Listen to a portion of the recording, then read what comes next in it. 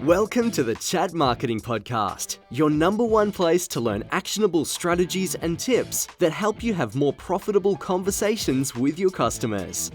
This podcast is here to help you grow your business by better understanding your customers, speak to them on another level, and grasp the opportunities that lie in the chat marketing industry. And now, let's get chatting with your host, live from Melbourne, Australia, successful chat marketer and entrepreneur, Dan Pinney. Hello folks, and welcome to episode 15 of the Chat Marketing Podcast, and I am pumped to bring you today's episode and today's guest. You know, when I edit these episodes, I always try to find at least 2 clips that I can snip a short section out and then use it to promote across social media. And I always know it's going to be a good session and episode when I find multiple of these and struggle to decide which ones to use. So today's episode is going to be amazing. Our guest is none other than Natasha Takahashi of School of Bots. Now, her and her husband Kyle have been some of the amazing experts that I've actually learned directly from in my chat marketing journey, and I'm a student of theirs, so I can testify to how valuable their training is. Natasha has worked with 7-figure brands such as ClickFunnels, Billie Jean Marketing, and Mindvalley, so she has some really amazing tips and strategies in this session you can implement straight away. For today's tips and resources we mentioned, you can head to marketingpodcast.chat/session 15. So without further ado, let's get into our chat with Natasha Takahashi of School of Bots. All right, Natasha, welcome to the Chat Marketing Podcast. Thank you so much for having me. I'm excited to dive into our conversation here. Yeah, absolute pleasure. Like I mentioned in the intro, I'm a student of yours. I'm a big admirer of what you guys have done and what you've grown, and certainly the experts that I look to when I'm looking to solve a lot of different problems, as well as grow my business as well. So I can't wait to sort of delve into that. But I'm really interested to hear a little bit about you and your guys and your background and how you've grown School of Bots to be, you know, one of the premier places to learn about chat marketing. Yeah, well, it definitely didn't start with that vision initially. It quickly came to be, but at the very beginning, I had actually left college to start my chatbot agency, and my soon-to-be husband will probably be married by the time this podcast comes out, actually. And we've now been together for 5 years, but about a year and a half into our relationship, we just realized we were always talking about business and entrepreneurship, but we both had never truly had large, high-scale businesses. We had little ventures here and there, the side hustles, you sell stuff in school or whatever, right? The entrepreneurial traits that you hear people always talk about. But it was always in our cards and in our plans to be business owners, to be investors. So that was always the big vision. And then the agency was our first vehicle to really do that. But I've always been very interested in overall consumer behavior, technology, marketing shifts, and all the things that come with just being a good marketer, funny enough. But I had never thought about being in the marketing field, and always more from the tech kind of business side of things. But long story short, we started diving into chatbots right around the time that they actually became available to businesses in 2016. Had a few friends who were in the space as well, kind of just getting started, seeing the potential. And we found it so fascinating because it all just made a lot of sense. The fact that we all use messaging apps already to talk to our friends and family. Why aren't we using them more to talk to businesses? Or rather, we already were, but why aren't businesses enabling themselves to respond to us faster, to allow us to do more things in these conversations instead of having to platform jump from a mobile app to website, et cetera? I mean, the whole thing. So we started out with a few clients. It was definitely challenging at the beginning because not only did we start our first business in a brand new industry that we had no idea how to explain the value of what we did, our services, where this is going, is this just a fad? And then we also actually traveled the world at the start of our business, which we were just talking about before we started recording here. We went all over outside of the US. So definitely a challenging and interesting time, because while we were traveling, we also found that everywhere else that we visited, Asia, Australia, Mexico, a few other spots, everyone was at the same place with messaging. It was actually really interesting because you hear a lot of times, and the data shows it as well, that American marketing and agencies tend to be a few years ahead just because of the way that the economy globally works. However, with messaging, it seems to me, even still now, 4 years later, it's very much the same, that everybody started out on the same playing field because digital marketing was really starting to pick up in pretty much every country by 2016, that at this point you're seeing countries all over, like countries that you didn't think were going to evolve as quickly with marketing. They're all like the top 10 mobile messaging app users and whatnot. It's not just, Australia, UK, and the US. It's also places like India, Brazil, places in Europe and Asia as well. So really interesting involvement of the space. And that was something that we didn't expect to get while traveling, but that it kind of all just went hand in hand and happened, in a sense, coincidentally. So along the way, we realized there was huge opportunity to share what we were learning with other agencies. At the end of the day, we don't want to serve every business on the planet with our services, and we probably wouldn't be able to. And so it makes a lot of sense for us to share what we're learning, what's working, what we're seeing continuing to just change and shift in the landscape with others. You mentioned you're a part of our program, and we not only do that for members who are part of our programs, but we also work directly with business teams, different agencies, one-on-one, and we have our clients that we're serving too with these services. So all of that is very rewarding in the sense that we create this loop of like creating strategies, testing them out for high growth clients like ClickFunnels, Digital Marketer, Mindvalley. And then we're able to tell with, a couple million messages going through, hey, this works at scale. Let's test this in a few other ways. And now let's actually share this with not only our community, but also our large internal team that we use the same training for actually that we sell. So really it's this arsenal and vault of like what's happening right now. What we know right now is also what, our members like yourself are getting. So it all kind of happened seamlessly in a sense with a lot of challenges, but ultimately we saw a huge vision for what School of Bots could become. It started out as like this little beta course. We're like, okay, let's maybe try to teach this to a few agencies and see what they think. And then now I think we're up to our 3rd year anniversary. Roughly feels like time has gone very slow, but also very fast. It's like, oh my gosh, it was 4 years ago. And so at this point now, we have not just built that tiny course, but also now do a lot of speaking engagements, continuing to build out our product essentially suite so that we can continue to help different people in different areas who maybe don't want to become chatbot marketers, but they want to utilize this technology. So we're starting to expand and serve a wide array of audiences, primarily business teams, owners, and agencies like yourself. And just continuing to move forward here, you're aware that Instagram and WhatsApp chatbot betas are happening right now or about to, and we're going to be testing that out pretty aggressively over the next few months, which is very exciting. And so this has actually been the point we've really been waiting for since the beginning, is the point at which this interoperability, this 3 messaging app kind of merge of Messenger, WhatsApp, and Instagram DM, where you can now leverage all 3 audiences and build natively for one platform that actually accomplishes 3.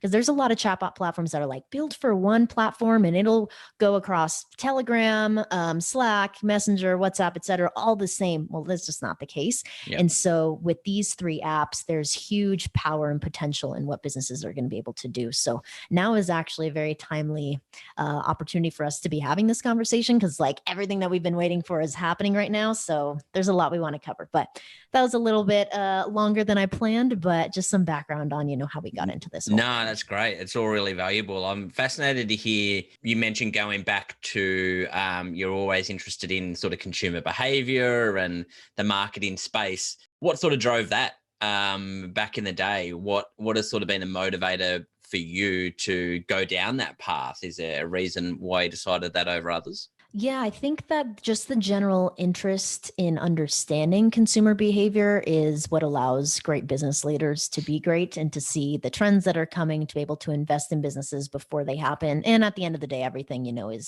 is also taking some risk in what you think is going to be the next big thing. So this was really just the first step to hopefully many other kind of scenarios like this. But I will say that this whole messaging app revolution, or whatever we want to call it, the World Economic Forum calls it the fourth industrial revolution, where technology is starting to replace more humans. But I think that now is just one of the unique opportunities. Like 5 to 10 of these will happen in our lifetime, where there's such a big shift. It's not just like the new email, but it's really a shift in how we all think and act and consume and communicate. So it's an interesting time. And I think we're all lucky to be in the industry and working in it, being able to see how it evolves, since we're really at like the perfect place where there's enough case studies, and now we also can kind of predict where the space is going to go and work towards that too. Yeah, and going back to 2016 the F8 conference, and you saw that Facebook opened up the API. What can you remember that moment where you were like, this is something we need to get onto? And what was that decision-making process like, to be like, all right, this is going to be opening, we need to jump on this, but is it going to be right? Is it just a fad? What do we do? And, you mentioned at the start of the business, how did you come to that decision? Yeah, it was very sort of spontaneous in the sense that we were planning to start a digital marketing agency anyways. We were both marketing for startups and doing just all sorts of different things within the marketing space, but not necessarily having had run, our own agency or served our own clients, quote unquote. And so at the time that it came out, really the like, holy shit moment was when we were watching F8, and then they started to show, this 1-800-Flowers case study and what they had been doing with it. And it all just made a lot of sense. Now, Kyle is actually our visionary, where he's the one who has all the crazy ideas, the momentum, the direction. And I had a few of those visionary moments during that, but I tend to be more the integrator, like, okay, how do we get this done? Not so much thinking about, 5 years from now, even though I'll plan and say, here are my dreams. But, in terms of like where we're taking direction, I'm much more in the kind of day-to-day kind of role. We'll see if that shifts, but that's kind of continued to be who I am. And so at that time, though, it all just made so much sense. We were like, let's try this out and see what happens. Like, we're both young. We both have, the opportunity to totally screw this up and it'll be all good. And so that's really why we decided to make the leap.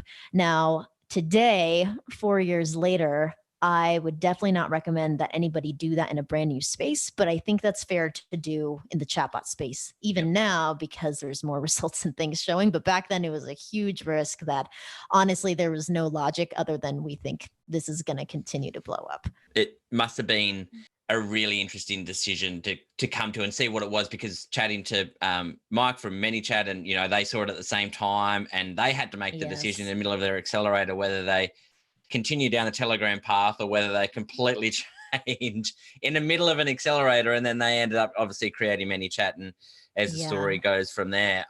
So 2016 comes, you start to play around with these chatbots. You then start to work with some different clients. When did you then start to go, hey, we're getting some good results here, and enough people were sort of asking? Is that how it evolved? People were asking about, how did you do this? I'd like to do that. And then you were like, why don't we just teach people? Yeah, it kind of happened that way. The first few months were very challenging for us because we were building this new model, which we built from scratch, and we could have used a lot more help from courses and other things. But we just, for whatever reason, were like, let's just do this. We also had almost no money. So it was kind of like okay, let's just like figure this out, get a few clients and see what we can do from here. And so after those first few clients, so we got pretty much every client some sort of result in revenue, to be clear. And so at that point, we're like, okay, so this is viable. Like, let's continue to grow this, see what we can do. Within the first 12 months, we had an agency that was making over $100,000 a year, which was significant to us because that's more money than I had ever made in my life. But obviously we knew there was a lot of room to grow. Like, we want to, own multi-million-dollar brands, and many of them in the future.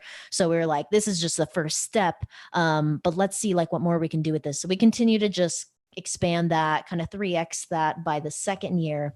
And by that point, that was when we were still observing in the space, like who's sharing their tips, who is, just saying, hey, this is working for me, or who's like just getting attention and kind of doing the whole get rich quick, like, let me share some tactics in this shiny new object space and then peace out. That happened with a lot of people. Did. And we kind of saw that whole evolvement kind of happen. You saw a lot of those people come in and out of the industry. Some of them are even dropping out now, which is interesting. But so it happened naturally where we were like, you know what, let's try to teach us and see if we can help some people with this.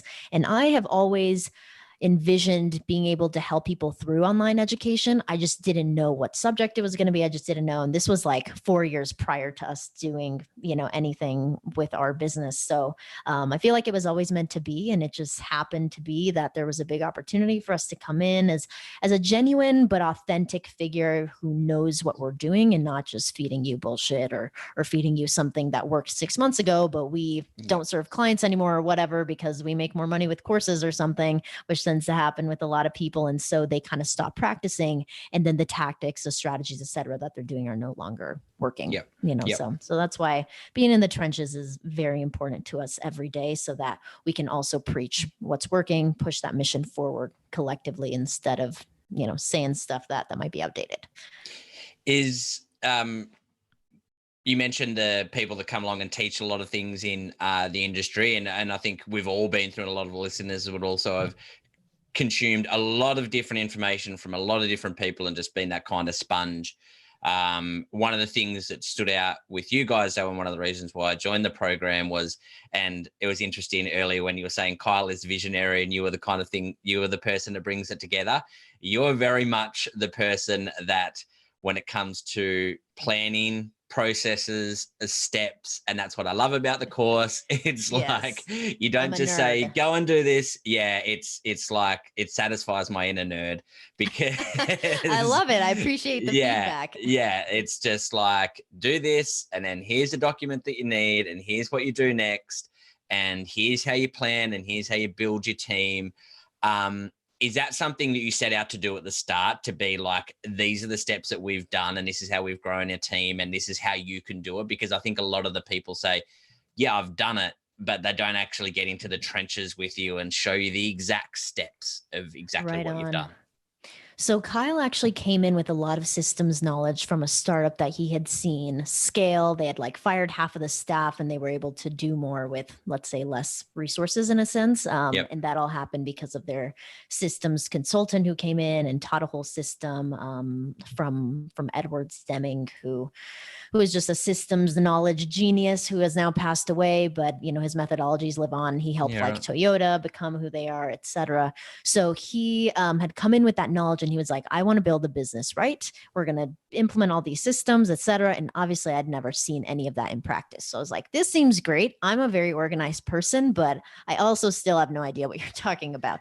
So it took us a little bit to get on the same page. And I think that's really important to make sure you do from the beginning. Like, I think for us, if we had not been together romantically, funny enough, I don't feel like we would have lasted in business as long, or like to the point where we're like, okay, now we're functioning properly, because there was just too much kind of, there was a little bit too much disconnect, I think, at the beginning, where he was like, I have all this knowledge. And I was like, I don't have any of that. Like, how do I acquire that?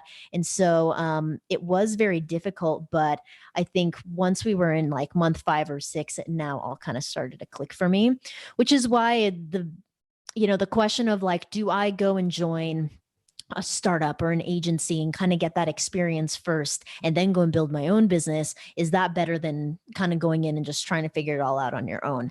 And I feel like that's where I was at, where I was like, oh, I wish I had had more experience or whatever. But I also feel like at this point, and you mentioned how we are now very process and system driven and everything is documented. Everything is like, here's the exact way to do it. If somebody else finds a better way to do it, then document that and everyone should have access to it. And so once that came along, I think things dramatically changed for us. So I've always been organized, but I haven't always thought in systems, if that makes sense. Yeah.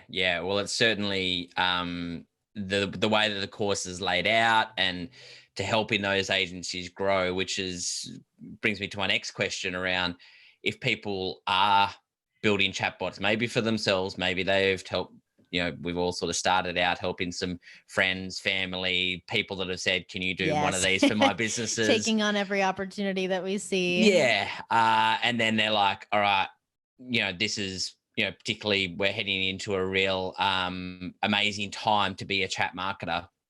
What can those people starting out that are looking to take on more clients, that are looking to maybe integrate this into more of their services, how can they get started in this space, and what would you recommend for people looking to start a chat agency?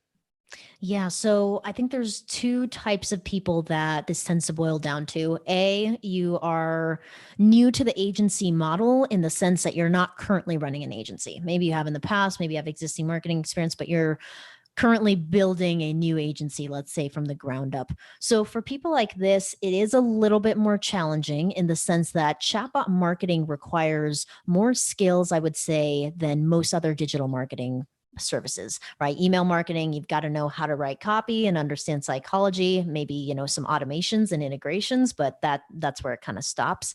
And then advertising, of course, there's a whole arsenal of skills there, but again, you're just creating the things that people see at certain steps in the journey. And now with chatbots, it's like all of that stuff combined in like 50 other things because you've got the analytical mind, the conversation designer, the copywriting, the integrations. And so it is, in a sense, a little bit more of a challenging, although very rewarding and high ticket business model. So for the people who are just getting started, obviously getting the business mindset and agency model stuff down is the most important, because once you can understand what value you're offering to businesses, which can only really be understood until you do it. So while I don't recommend you like get any client as your first one, because I think at this point we've evolved enough in this market to know like you don't need to take on that pizza shop down the street. Like you have more opportunity now to be able to do what we call, and what I think you're probably familiar with, the chatbot value video, where you can go and create this customized video for businesses that you want to work with and explain to them, hey, I'm somewhat newer to this, but I know that I can get you results. Here's like, some of the things that I've done, or I want to test this out for you, and offering a discounted rate. Now, at this point, our model is, and the people who are a part of our program, the businesses that we work with, we charge $5,000 to $20,000 a month. Now, there are plenty of people in the chatbot space that offer a chatbot, which is a much different product, let's say, than what we offer as a marketing agency, chatbot marketing, running campaigns. They might offer, like, you can even go on Fiverr and buy a messenger bot for $5, right?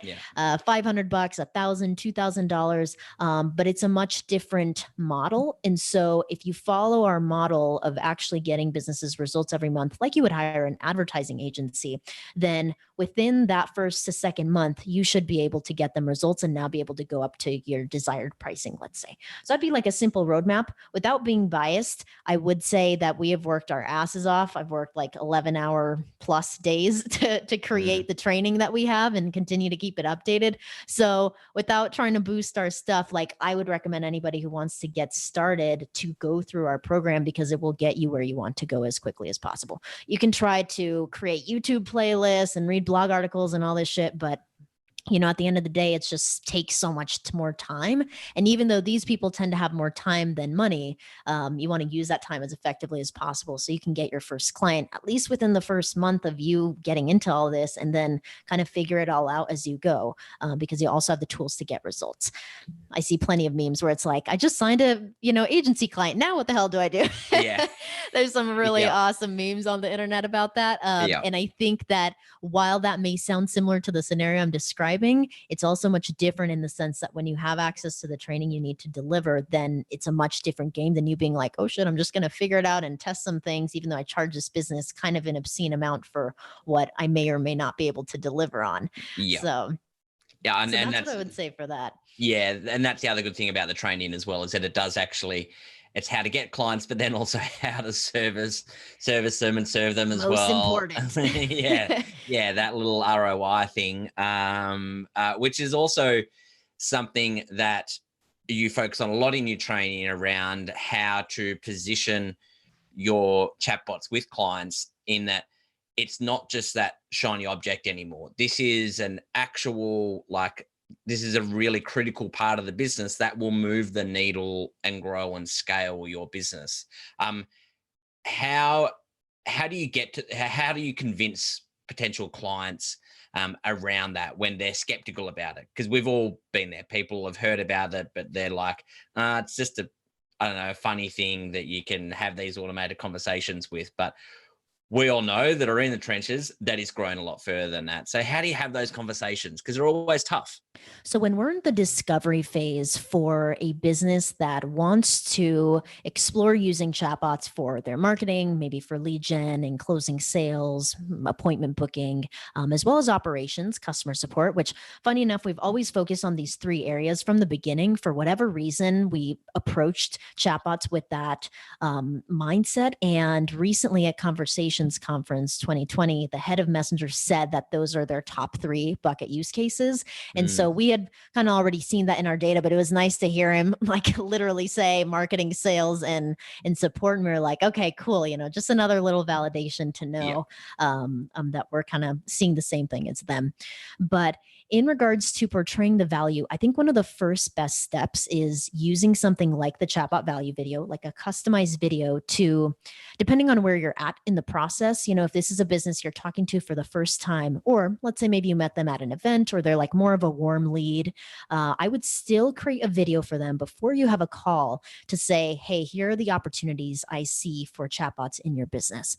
And in that video, actually saying, here's what we might do in the first 30 days to instantly get ROI, which we would do with ideally an existing campaign that they already have, and then aim to double the conversion rate on that. So it should be something like a lead magnet or a webinar, or maybe it's a giveaway or a discount campaign. If it's an e-com, if you're in another industry, it's probably pretty clear to you what marketing funnel has worked the best so far in that business, as long as you have been in business for at least a few months. Mm-hmm. And so when you lead with that, then I think it's much easier for business owners to understand, how is this relevant to me and is this going to work for me? I think there are always those business owners that are going to be skeptical who think like, hey, Facebook ads don't work for me because I work with this one agency and they're just not going to work. They sucked. And so I'm very reluctant to ever try them again. I think there's always going to be those bad business owners in a sense that aren't going to move with the times. And so your goal is really to look at businesses that are the complete opposite of that, that are always innovating, that are looking at new tech. And it's pretty easy to tell who these people are. They're, running ads, at least on Facebook, ideally doing everything possible that they can be in their marketing system to grow their business.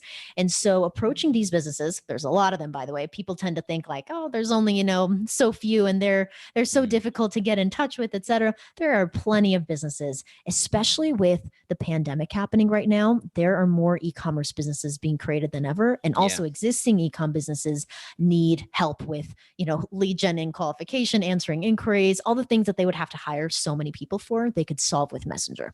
So it's also an opportune time to explain things from that standpoint too, which is a unique angle.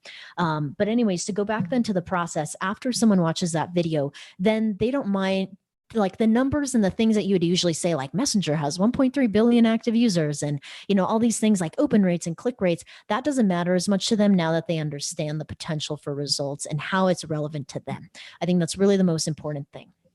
And then at that point, once they say, or once they in their mind are like, this could work for my business, then now it comes down to cash or credibility.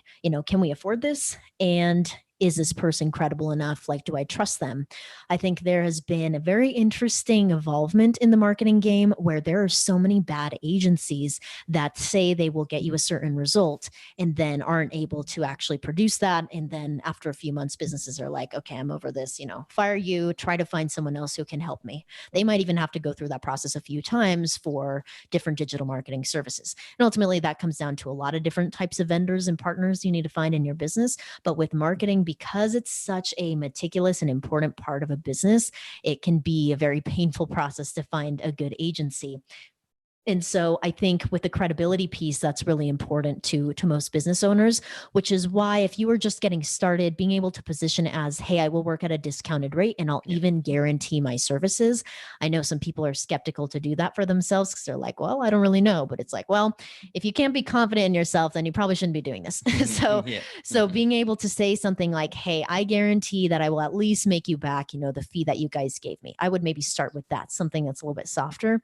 For us, we at least do a 2-to-1 ROI guarantee at this point as an agency to say, hey, if we don't make you twice what you paid us in the first 30 days, then, you won't pay us until that happens. So there's a lot of different ways you can approach it. That's just been the best way that we've found for the types of clients you want to be working with.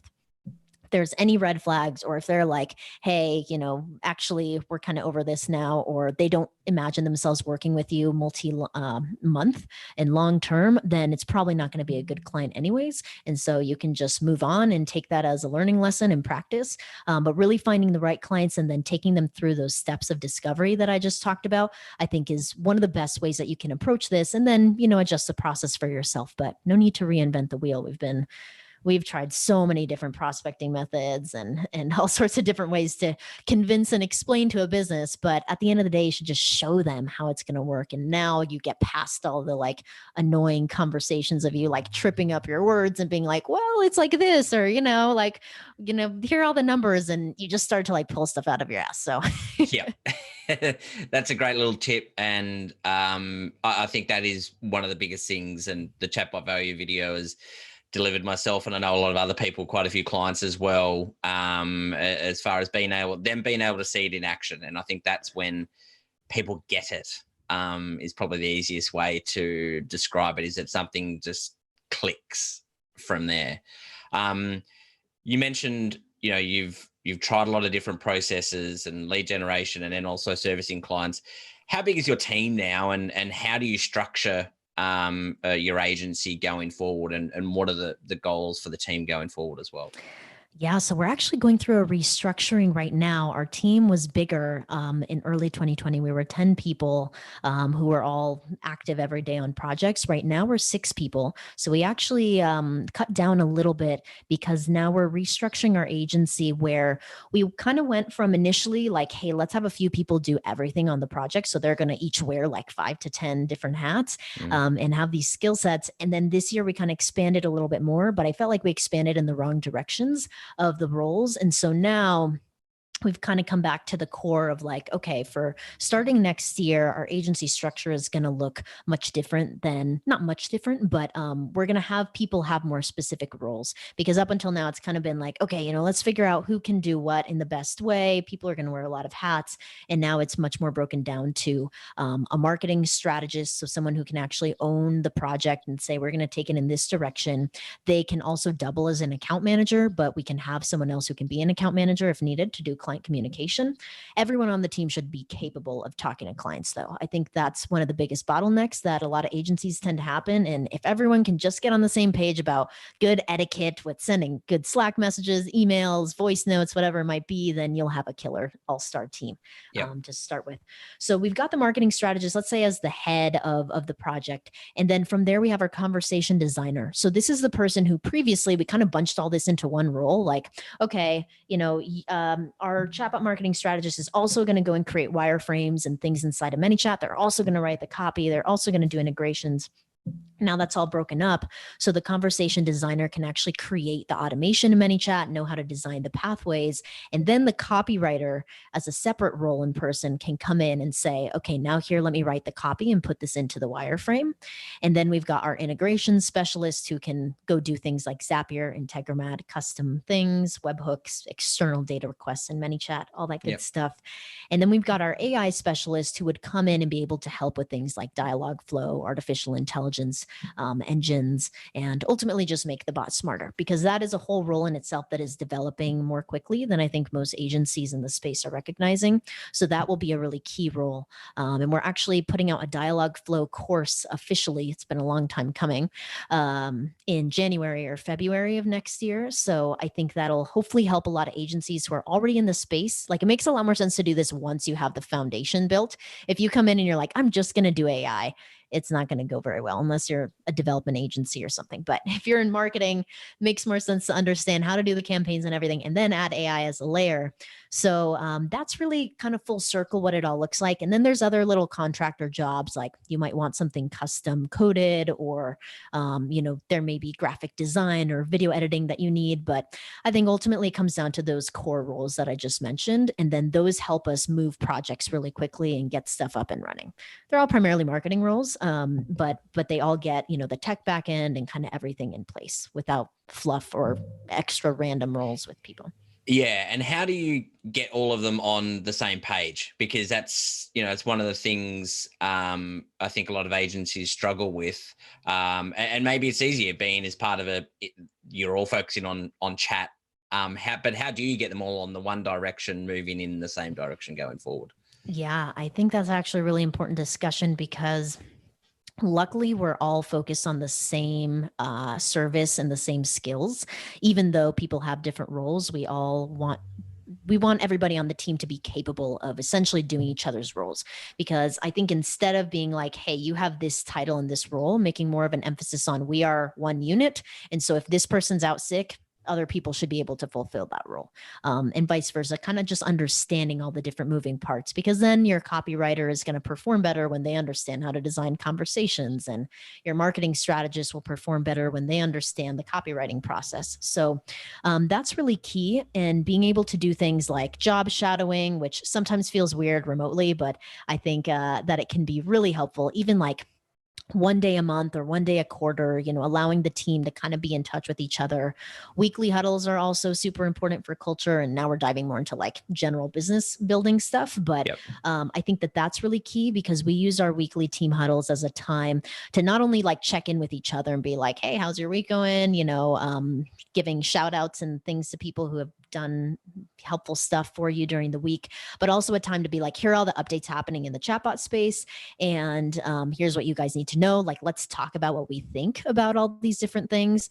And we've also created this culture of having anybody share things in Slack or in Asana when they see a new article come in or new numbers. Like today, I just discovered like 5 new articles with really awesome numbers about messaging apps in 2020. And I was like, oh my God, guys, like this is amazing.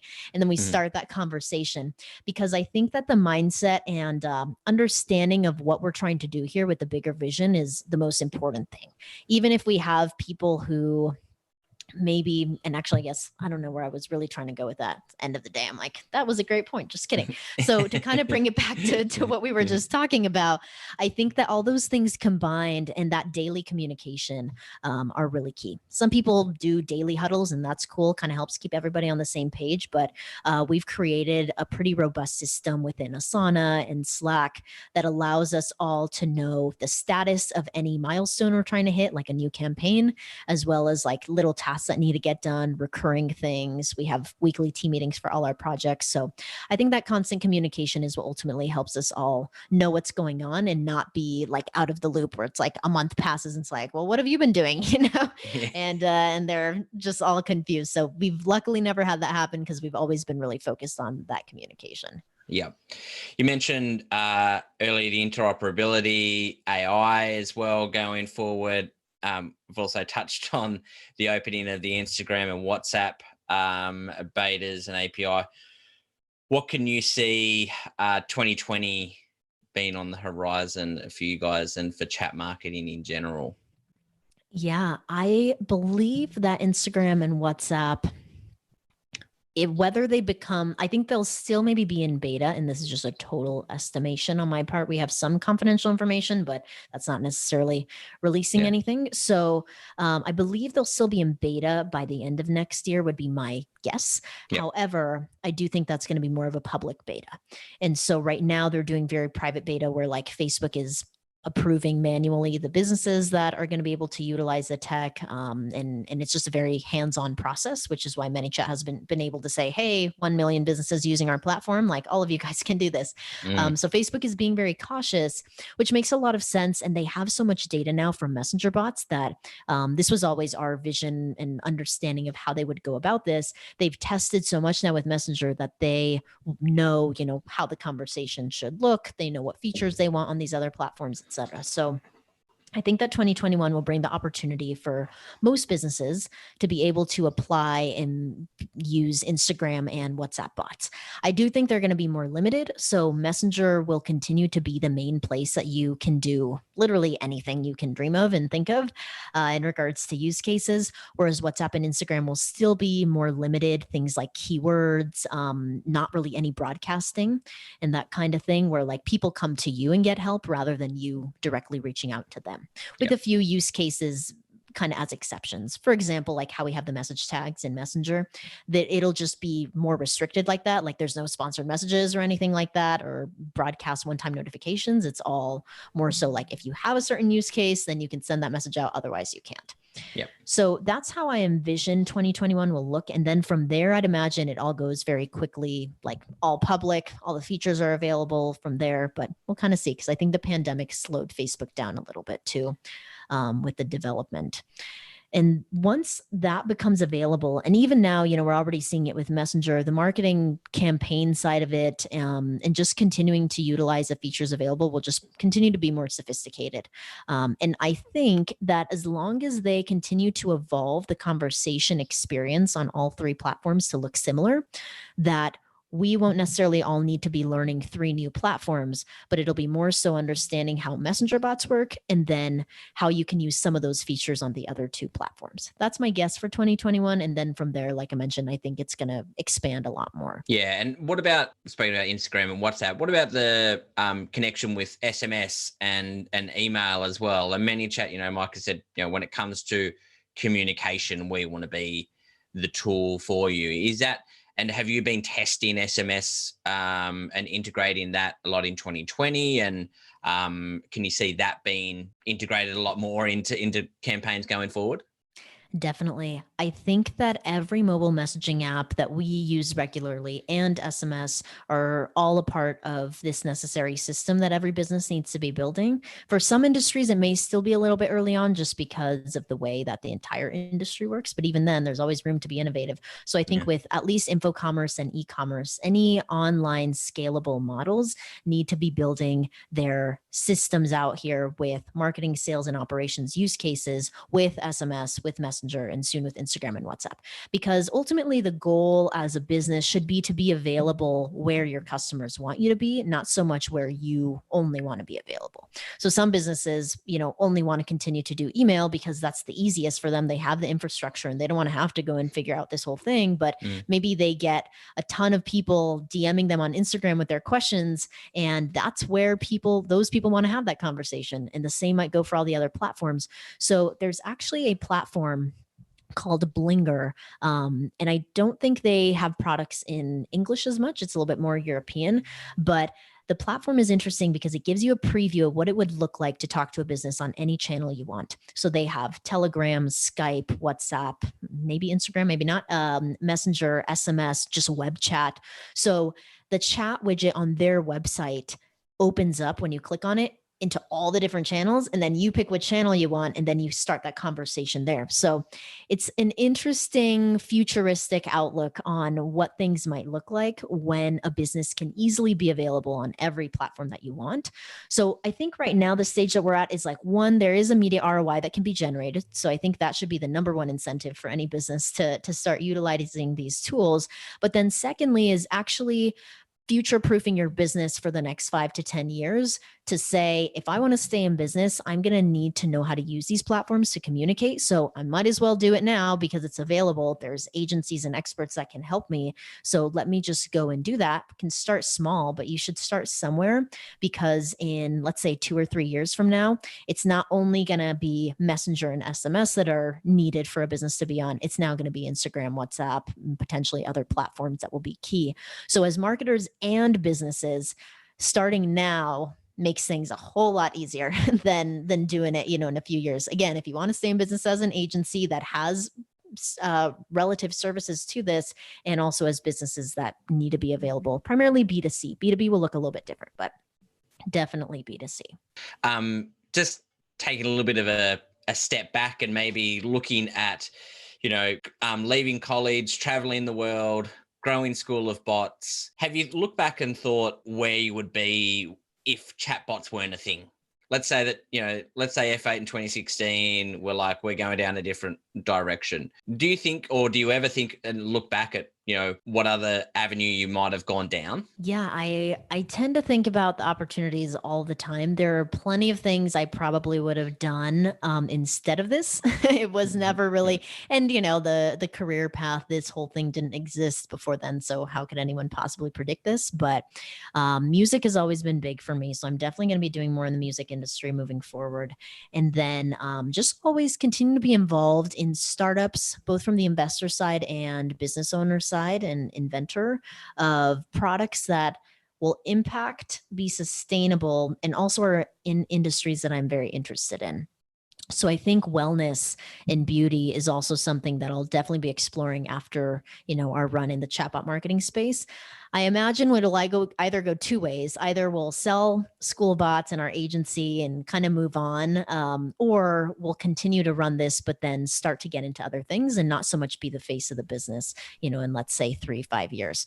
So it'll be interesting to see where we go. But that's probably what I would have done, is either start a new startup at that time or have gone into the music industry, since I've always wanted to do that, but just never really gave myself that chance to go all into it. And I'm glad I did business first, I will say. I think as a creative, business tends to be a lacking skill set for a lot of people. And so they kind of get screwed and stuff. And so I think all of that has also kind of helped me become who I am now. And all these skills will now kind of propel. You can do anything once you do digital marketing, chatbot marketing, I feel like.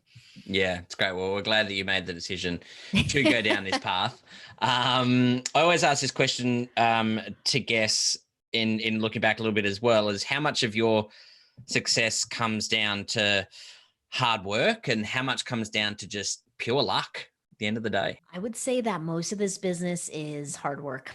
There's very little luck involved in it, other than the fact that the way the industry has moved and whatnot is slower than some people predicted in terms of implementation, but much bigger with results than maybe some people could have predicted initially.